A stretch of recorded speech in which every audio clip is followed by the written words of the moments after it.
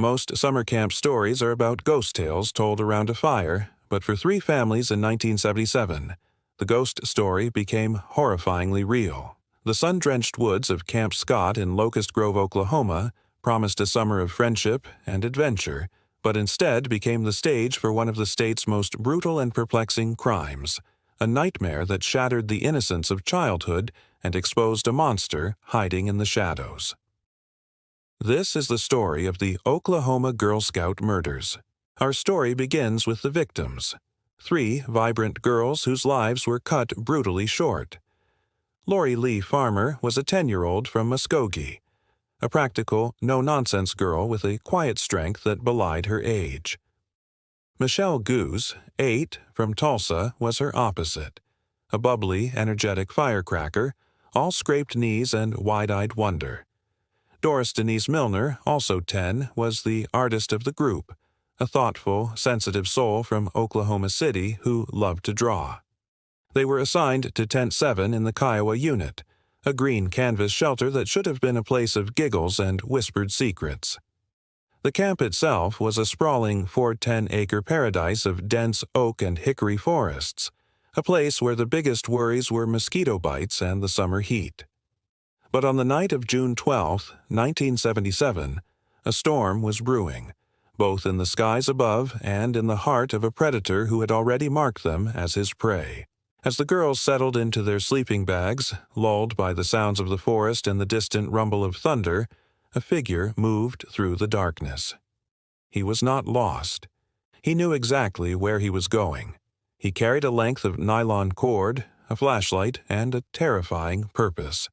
The rain began to fall, masking sound and washing away the world. Inside Tent 7, the three friends were oblivious. At some point in that storm-ravaged night, the intruder entered their tent. What followed was a scene of unimaginable violence. The girls were beaten, bound with their own nylon stockings and the cord he brought, and sexually assaulted. Their small, lifeless bodies were then dragged nearly 100 yards from the tent and left in a shallow ravine, discarded like trash. The crime was discovered the next morning by a camp counselor, who first noticed the horrific disarray of Tent 7, a scene of tangled blankets, overturned cots, and a single muddy footprint. The initial hours were a maelstrom of panic and confusion. Camp Scott was evacuated, parents were notified with a chilling blanket statement, and a massive investigation was launched. The Oklahoma State Bureau of Investigation descended upon the camp, their grim faces a stark contrast to the colorful camp banners. The crime scene was a forensic gold mine, but in 1977, the science was not what it is today. They found that single clear footprint outside the tent. They found hairs, both human and animal. And they found perhaps the most crucial piece of evidence: a single, custom-made eyeglass lens, its prescription so unique it could only belong to one person.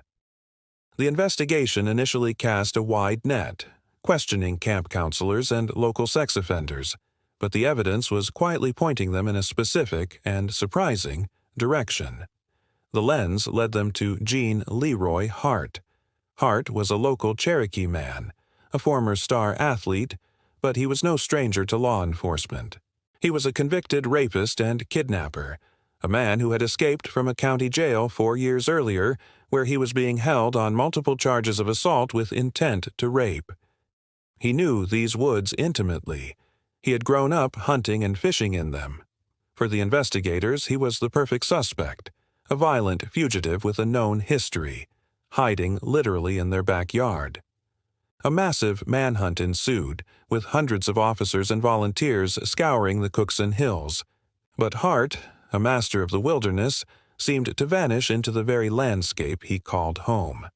For months, the community lived in fear, the specter of the June 12th killer hanging over them like a shroud. The case took a dramatic turn nearly 9 months later. Acting on a tip, a team of law enforcement officers surrounded a secluded cabin near the Illinois River. Inside, they found their man.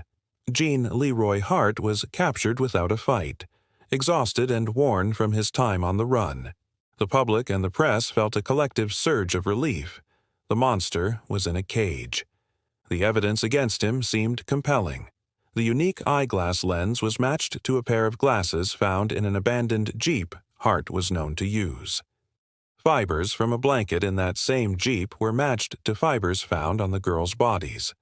Perhaps most damningly, a homemade tattoo gun and ink found in the Jeep were linked to distinctive, crude tattoos on Hart's body. The prosecution built a narrative of a savage, premeditated attack by a hardened criminal.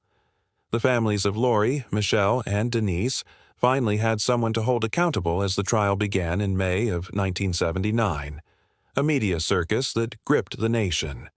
But the trial was not the straightforward path to justice many had hoped for. Hart's defense team, led by a shrewd and passionate attorney named Garvin Isaacs, launched a powerful counterattack. They argued that Hart was a scapegoat, a convenient target for a bungled investigation desperate for a conviction. They pointed to the fact that none of Hart OS fingerprints were found in or around Tent 7, despite the muddy conditions that perfectly preserved the print of an unknown boot. They challenged the fiber evidence, suggesting it could have been contaminated, and they presented an alibi, witnesses who placed Hart miles away from the camp on the night of the murders. The case, which had once seemed so clear, was now mired in doubt. The key evidence that had seemed so solid began to feel circumstantial under Isaac's relentless questioning. The emotional desire for closure was at war with the cold, hard standards of reasonable doubt. Then came the climax, the moment that would define the case forever. After hours of deliberation, the jury returned. The courtroom was silent, the air thick with tension. Lori's mother, Sherry Farmer, clutched a small cross. Gene Leroy Hart, his face an unreadable mask, stood to hear his fate. The clerk read the verdicts one by one. Not guilty. Not guilty. Not guilty. A gasp, then a wave of anguish and disbelief swept through the room. The families of the 3 murdered girls were utterly devastated. Their long-awaited justice had been snatched away. Hart was a free man in the eyes of the law, though he would be returned to prison to serve the remainder of his previous sentence for the jail escape. For the public, the not guilty verdict felt like a second tragedy, a brutal insult added to a fatal injury.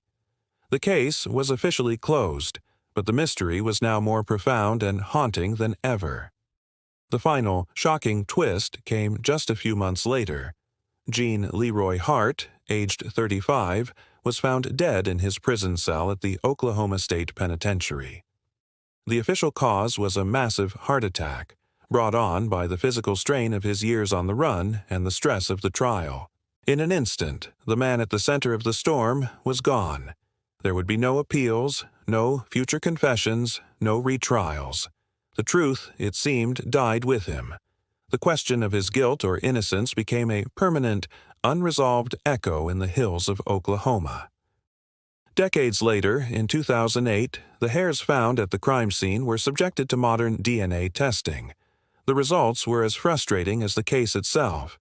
They were inconclusive, unable to definitively link Hart to the murders nor fully exonerate him. The evidence, like the memory of that night, remains trapped in a gray area of history. 3 young girls went to summer camp looking for adventure and found a predator instead. Their story is a chilling reminder that sometimes the most terrifying monsters are not the ones we imagine in the dark, but the ones who walk silently among us in the light of day. If stories like this keep you hooked, hit subscribe for more.